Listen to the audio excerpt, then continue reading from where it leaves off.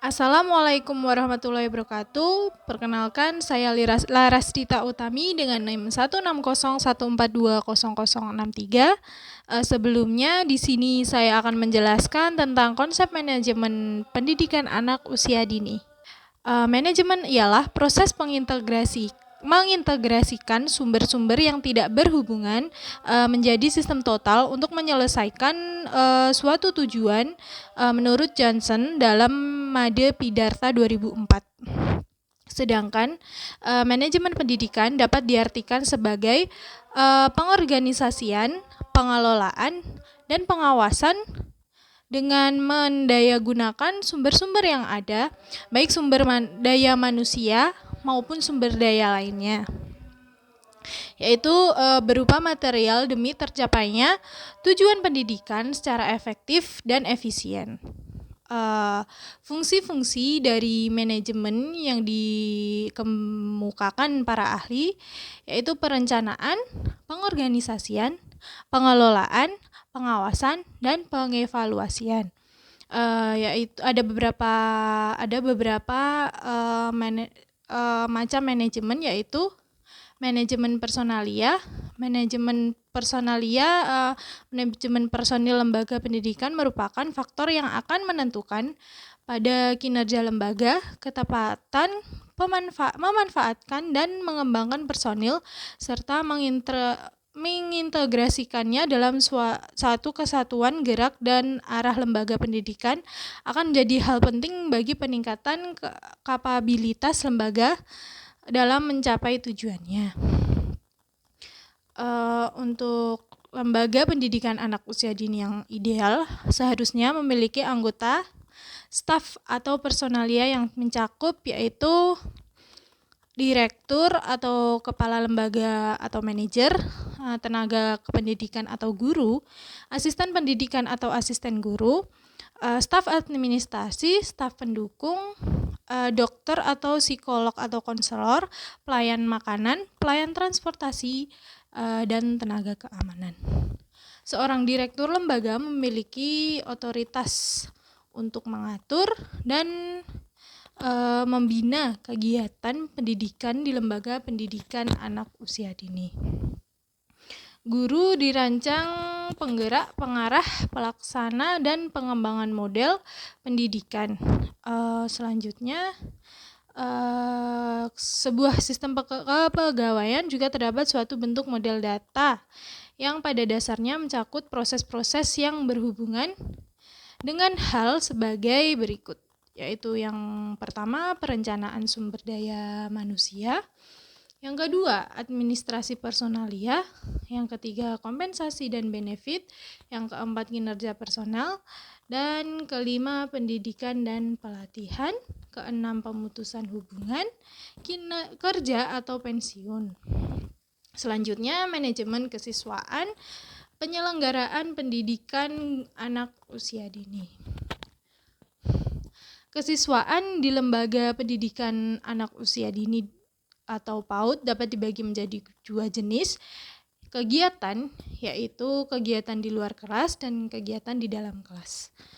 Untuk kegiatan di luar kelas meliputi yang pertama penerimaan peserta didik, yaitu penyusunan panitia, pendaftaran calon peserta didik.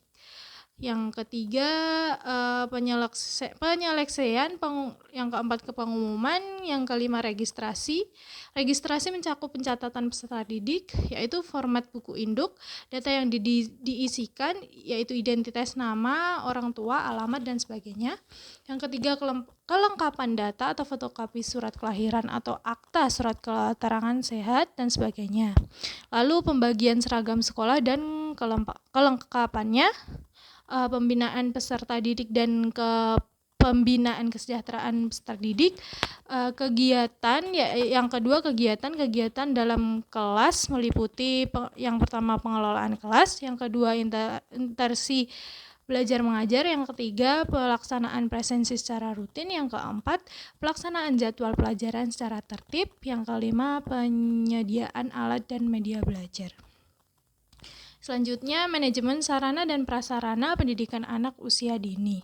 Sarana dan prasarana akademik dapat dibagi menjadi dua kelompok, yaitu prasarana bangunan, mencakup lahan dan bangunan gedung, baik untuk keperluan ruang pembelajaran, ruang kantor, ruang guru, ruang rapat, ruang laboratorium, ruang studio, ruang perpustakaan, ruang komputer, ruang UKS, kebun percobaan, bengkel, APE, fasilitas umum, dan kesejahteraan sarana dan prasarana olahraga dan seni serta asrama guru.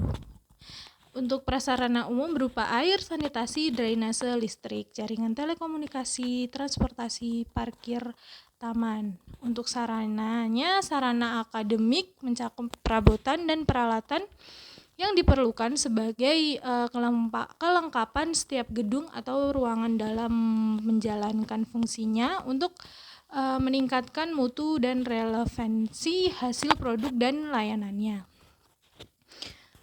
Berdasarkan jenisnya, sarana dibagi menjadi dua kelompok, yaitu sarana pembelajaran mencakup sarana untuk melaksanakan proses pembelajaran sebagai kelengkapan di ruang kelas, misalnya papan tulis, OHP, LCD, mikrofon, alat peraga bahan habis pakai, dan lain-lain. Yang kedua, peralatan laboratorium sesuai jenis laboratorium masing-masing lembaga PAUD. Sarana sumber belajar terdiri dari buku teks, jurnal, majalah, lembar informasi, intranet, CD-ROM. Sumber belajar ini harus diseleksi, dipilah, dan disesuaikan dengan tujuan pembelajaran. Yang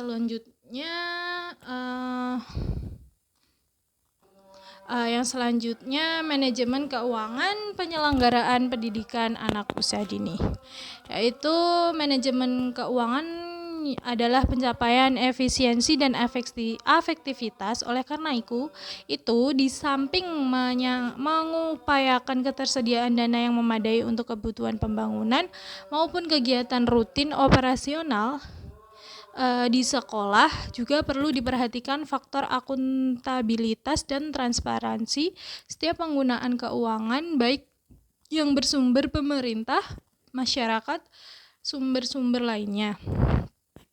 Sekian presentasi dari penjelasan dari saya. Apabila kurang lebihnya saya mohon maaf. Saya Laras Dita Utami.